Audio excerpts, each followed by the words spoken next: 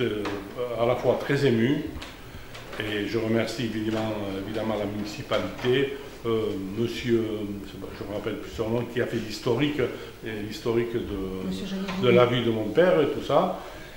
Et bon, disons que c'est vrai, comme le disait monsieur le maire, il a été peut-être un peu oublié au début. Il a été oublié, bon, ça c'est les aléas de la vie et tout ça, mais je pense qu'on a beaucoup fait pour lui, et puis je suis content pour lui, pour tout le monde. Voilà, c'est tout ce que j'ai à dire. C'était un grand homme, et puis il mérite ce qu'il a eu. Je suis très ému, c'est vrai. Oui, j'ai déjà 74 ans, comme on dit, on n'est pas éternel, hein.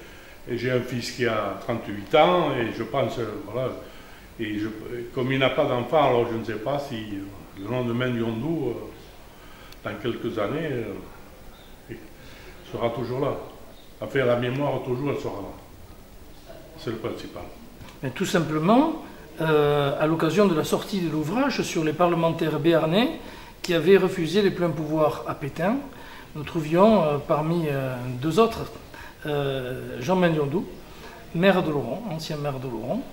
Et à cette occasion-là, rencontrant la famille de Jean Mendiondou, et notamment ses enfants, M. Mendiondou et Mme Godard, je leur avais dit qu'il fallait qu'on fasse plus que simplement en parler dans un livre, mais il fallait que son souvenir demeure et que son nom soit à nouveau très usité dans notre ville, et que la meilleure manière, c'était de donner son nom à une salle de la mairie de Laurent, et si possible, à la salle de prestige, c'est-à-dire celle où se font les réceptions officielles, c'est-à-dire ici.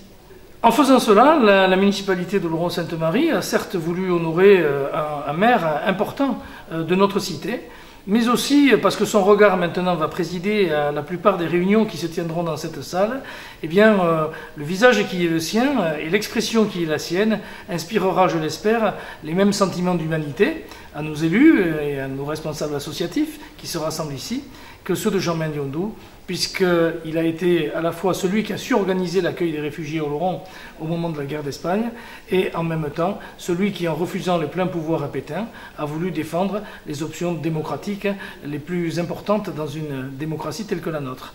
Et donc ce souvenir-là sera vivant et présidera nos réunions.